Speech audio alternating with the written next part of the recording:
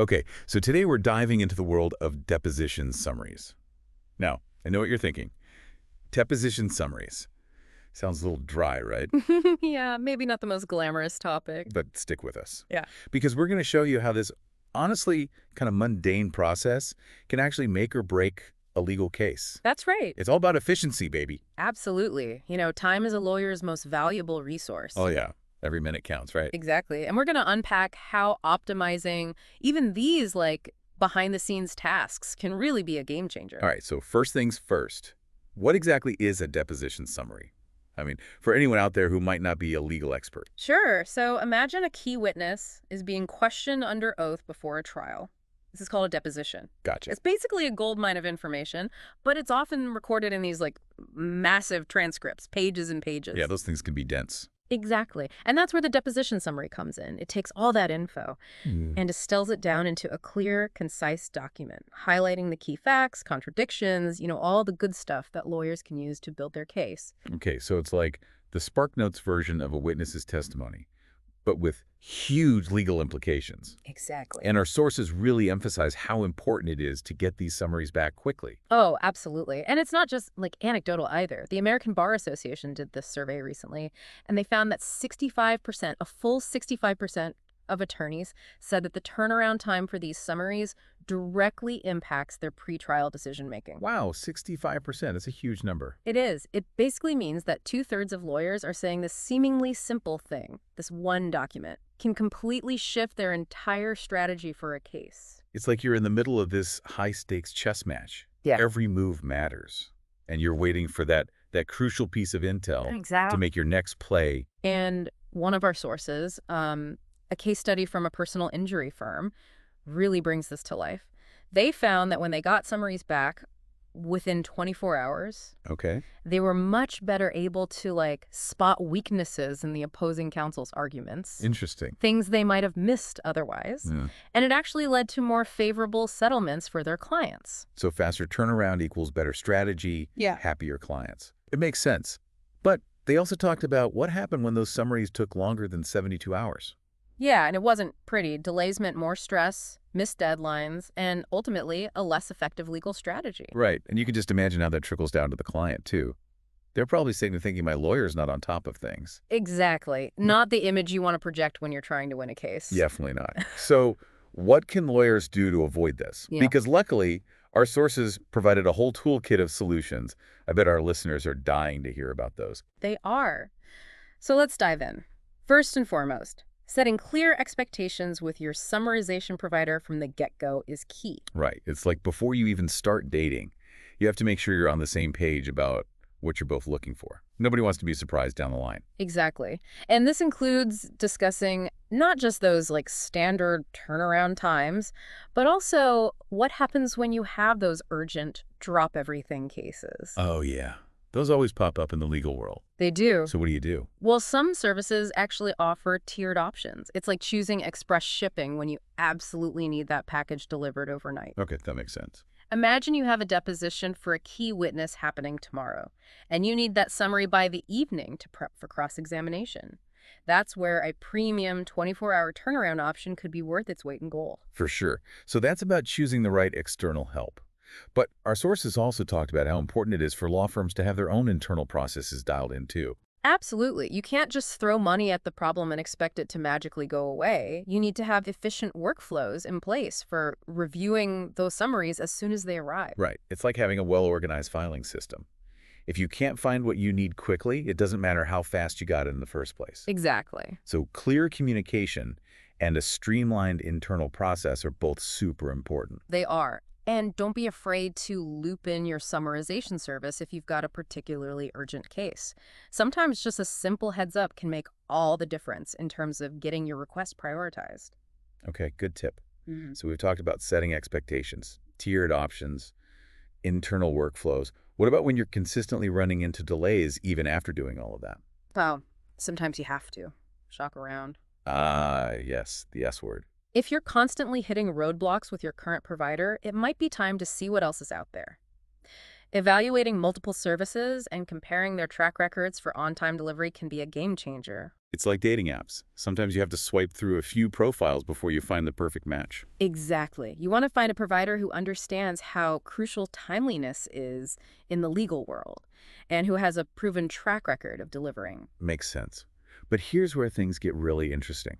This whole idea of optimizing these seemingly mundane processes to get better outcomes. It's not just for lawyers, is it? You're absolutely right. This applies to so many different fields. It's like, what are the deposition summaries in other industries? What are those hidden levers that could have a huge impact if we just paid attention to them? Ooh, I like that. Hidden levers. We should explore that further. So let's think about some other fields. Yeah. There are always those crucial steps that might not seem glamorous, Right. but they're absolutely essential to the final product. Right, those behind-the-scenes things. Exactly. And it's when we optimize those steps, those hidden levers, that we can really see some remarkable results. Okay, I like that. Hidden levers. Give me an example. What's a hidden lever in, say, software development? Okay, so think about something like code review. Now, it might seem like kind of a tedious process, Yeah, I can imagine. but catching bugs early on can save you so much time and headaches down the road. It's like making sure the foundation of your house is solid before you start building the walls. Makes sense. Catch those errors early to avoid bigger problems later. Right. And it's not just about, catching errors. It's also about making the code cleaner, more efficient overall. Okay, so it's about continuous improvement. Exactly. Even at the smallest level. And I bet that same principle applies to creative fields, too. Like writing. Oh, What's absolutely. a hidden lever for a writer? I mean, besides just write more, which is probably the obvious answer. Well, of course, writing more is important, but think about the pre-writing stage. Brainstorming, outlining, researching, spending that extra time up front. To really nail down your ideas and the structure of what you're going to write, it can make the actual writing process so much smoother. Interesting. So it's kind of like that saying, measure twice, cut once. Invest the time in planning. And it can save you from making costly mistakes later on. Exactly. I can see how that applies to so many different things. It does. It's about working smarter, not harder. And it's not just about individual performance either. When teams or organizations as a whole adopt this mindset of optimizing even the smallest processes, the results can be huge. Yeah, I bet. Okay, so imagine you're working on a project, any project, and you're feeling overwhelmed, maybe even a little stuck. Happens to all of us. What's one small but crucial step you could focus on improving that might have a ripple effect on the entire project? That's a great question. It could be something as simple as refining your communication process or implementing a new time management technique. Even just taking a few minutes each day to declutter your workspace. Oh, I love that. Decluttering your workspace. It seems so basic, but I know when my desk is a mess, my brain feels cluttered too. Absolutely. And it's not just physical clutter, it's digital clutter too. Like having an inbox that's overflowing. Oh, yeah, the dreaded inbox. It can be so stressful. It can. Sometimes it's about identifying those bottlenecks in your process, those points where things tend to slow down or get bogged down. Okay. Once you've identified them, you can start brainstorming ways to streamline them. Identify the bottlenecks, brainstorm solutions. Got it. But it's not a one-and-done thing, is it? This optimization process is ongoing. You got it. It's not about finding the perfect solution and then stopping. It's about constantly evaluating, looking for ways to improve, and adapting to new challenges. So it's like that old saying, if you're not moving forward, you're falling behind. Exactly. Especially in today's world, it feels like continuous improvement is essential. It is. But isn't there a risk of getting so caught up in optimizing everything that you lose sight of the bigger goals? That's a valid concern. I think the key is to find a balance between strategic optimization and, not getting bogged down in the tiny details. Right. You have to keep the big picture in mind while also paying attention to those crucial details. So it's not about perfection, it's about progress. Ex- Embrace the journey of continuous improvement. You might be surprised at what you can achieve. You might. Okay, before we wrap up, I want to circle back to something we talked about earlier. The impact of all of this on client satisfaction. Yes. We talked about it in the context of law.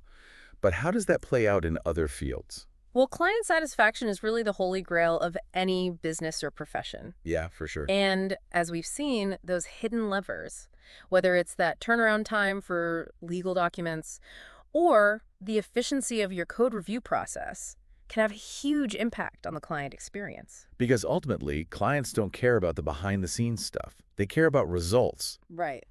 But those hidden levers are often what drive those results. Exactly. Think about it from the client's perspective. They come to you, the expert, for guidance, support, results. Right. And when you're able to deliver those results efficiently, it builds trust, confidence, loyalty.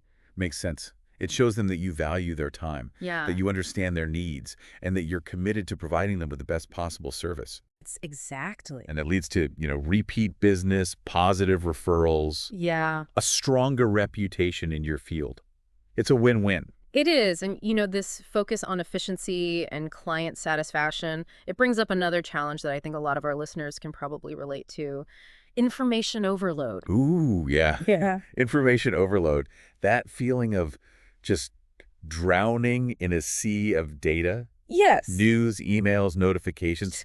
It feels like our brains are just being bombarded all the time. Absolutely. And it's not even just about the quantity. It's this feeling of like having to be constantly on, constantly consuming, Always plugged in. processing. Yeah, it's exhausting. It is. And it can be so hard to figure out what's actually important. It can. Mm. Especially in a field like law, where you're dealing with mountains of case law, complex regulations, legal precedents that are constantly evolving. Right. But I imagine this information overload is just as bad in other fields too. It is. Think about finance, healthcare, tech, Yeah. anywhere where knowledge is constantly changing. And the stakes are high. The ability to really distill information down, to find those key insights and ignore all the noise.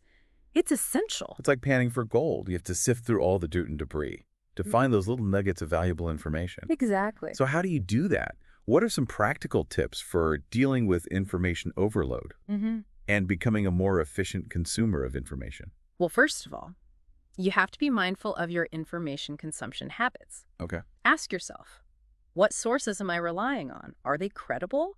Are they relevant to what I need? It's like you're curating your own personal information diet, right? You wouldn't eat junk food all day, every day, so why would you fill your mind with useless or misleading information? Exactly. You got to be picky about what you're consuming. You do. And once you've figured out what your trusted sources are, it's about developing strategies to process that information efficiently. This could be things like speed reading, active listening, or using note-taking apps to capture those key insights. Oh yeah, note-taking apps are great. I also like to summarize articles or reports in my own words. It forces me to really think about what I'm reading. That's a great strategy. It helps you distill things down to the essentials. Yeah. And don't be afraid to experiment. Find what works best for you. Right. The key is to develop a system that helps you cut through all the clutter and focus on the information that's actually valuable. So we've gone from talking about deposition summaries to this broader conversation about optimizing those hidden levers in all aspects of our work and lives. And now we're talking about information overload. And a lot. It is, Yeah. but I think there's a common thread running through all of this. What's that? Intentionality. Okay. Being intentional with your time, your energy, the information you consume. Recognizing that even the smallest tweaks can have a big impact. Yeah, those little changes that can make a difference. Exactly. And remembering that continuous improvement is a journey. It's not a destination. I love that. It's not about reaching some perfect state of efficiency Yeah. or productivity. It's about always trying to be better, Absolutely. do better, deliver the best possible results. Whether you're a lawyer, a doctor, an entrepreneur, it doesn't matter. It's about striving for excellence. It is, and it's about giving yourself the tools to navigate this crazy, complex world, Yeah. to cut through the noise, and focus on what really matters. Okay, so as we wrap up this deep dive, one final thought for our listeners. We've talked a lot about identifying those hidden levers in our work, in our lives. But once we've found them, what do we do? How do we actually make changes? That's the real challenge. It is. It's about setting clear goals, developing a plan, and then taking action. Easier said than done. It can be, Yeah. but it's also about being willing to experiment and Yeah. to try new things and to learn from your mistake. You're going to make mistakes along the way. Oh, you definitely will. But it's about getting back up and trying again. It is. And it's also important to celebrate your successes, even the small ones. Oh, for sure. Celebrate those wins. They keep you motivated. They do. And don't be afraid to ask for help either. Find a mentor, join a community, or just talk to a colleague or a friend. Someone who's been through it. Yeah, you don't have to do this alone. You don't. Surround yourself with people who inspire you, people who challenge you, people who support you. Well said. And on that note, thank you everyone for joining us on this deep dive. We hope you learned some valuable insights and that you're feeling inspired to find those hidden levers in your own work and life. Until next time, keep those minds engaged and keep diving deep.